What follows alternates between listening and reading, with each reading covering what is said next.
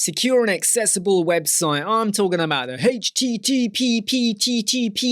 Yes, it's not that many characters, but you get the idea. If I go to any website and it's a HTTP, I'm out of there. I don't care how good the content is. In fact, there'll be a very small minority where I might stick around just to see what else is on there if it's the only website to answer a very difficult problem that no one else can answer for me, and I had to go there.